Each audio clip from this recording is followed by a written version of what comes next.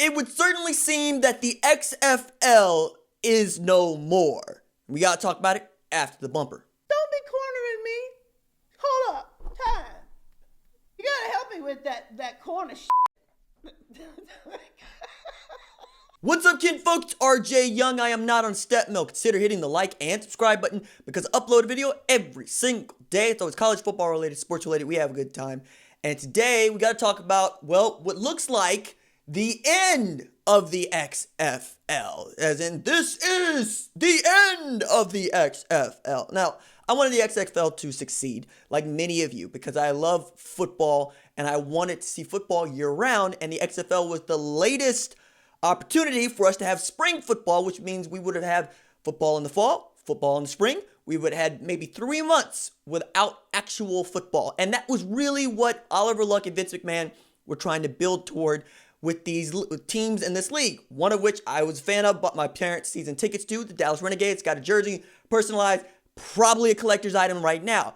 Because earlier today, Jeffrey Pollock, who is the COO of the XFL, announced that they're suspending and laying off the XFL. First, they canceled the regular season, what was left of it, because, hey, pandemic, and it affected everybody. All the money has stopped, which means there is no money being made, which means that businesses are really just trying to hold what they got and stay afloat, no matter who you are, from restaurants to the movie industry, to ESPN, to radio stations, to YouTube. Everybody is trying their best to just ride this thing out, and some folks are going to make it. Some folks are not going to make it.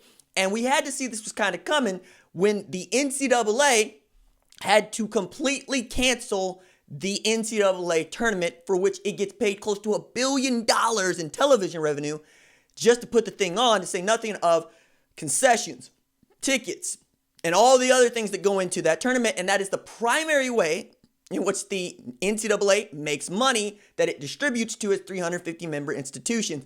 In a year where they usually dole out about $600 million, they were only going to be able to dole out $275 million, about $375 million short of what the actual number is, which means that so many universities are already working with a deficit. In the Big 12, where I lived, Oklahoma, you're looking at about $5 to $15 to $18 million in money that you will not get when you usually get at least twice that in a given year, about $36 million per member institution.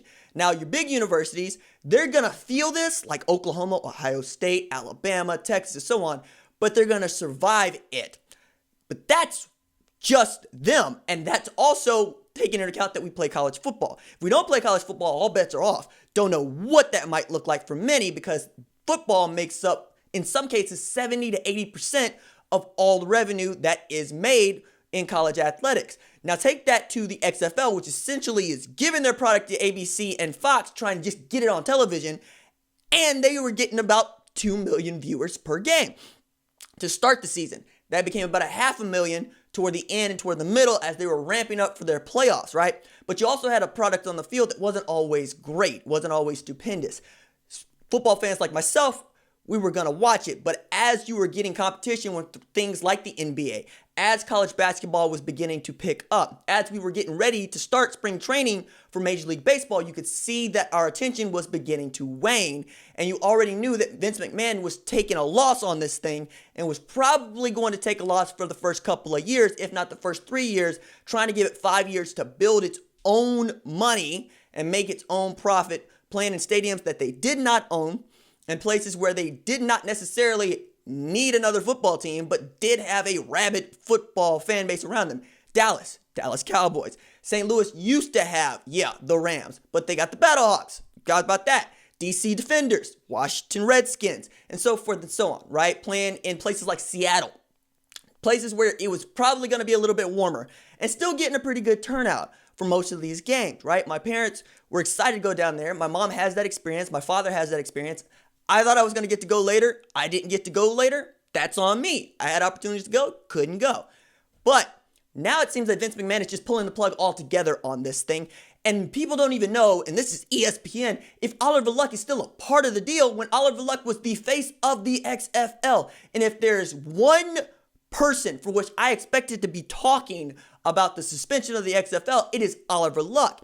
and finding out that he wasn't the dude on the conference call for 10 minutes saying we're suspending all operations and laying off our staff is one thing. And then you got staffers who are telling ESPN anonymously, that's it. It's ended. We're done. You can see Vince McMahon trying to hold what he got. I also didn't expect him to really throw in the towel in April of 2020, but not knowing what it takes to get that league up and running once again. Can we blame him? Probably not, but that's where it is. As for the players who were able to make it out, there are a few that already were invited to be at training camps and sign deals, and that's cool, but we wanted to see it become its own thing, right? Philip Dorsett is not who I'm talking about. Philip Walker is who I'm thinking about. Ends up at Carolina Panthers, and we saw a couple of other players that ended up elsewhere. But I wanted to see this go. What we learned most is that the XFL is cursed, or as long as Vince McMahon wants to run it, and it will be the XFL, it just doesn't seem to want to function. It didn't want to function as a WWE event. It didn't want to function as a 180-degree turn into a professional football developmental league. Bob Stoops was a part of it. We saw Pepper Hamilton being a part of it. We saw so many guys that we know from the NFL and college football ranks be a part of it and thought it was going to work. Jim Zorn, among others. And now it seems it's all poof, gone. Like so many other things are going to be gone. I'm hoping that we can get to a place where we flatten this thing out, everybody can get back to work, and we can try to salvage what is left. But right now, the XFL is the clearest indicator of sports and how entertainment is really taking a hit. And it's going to take a couple years to build back to what we once had. All right, that's it for me. Doses.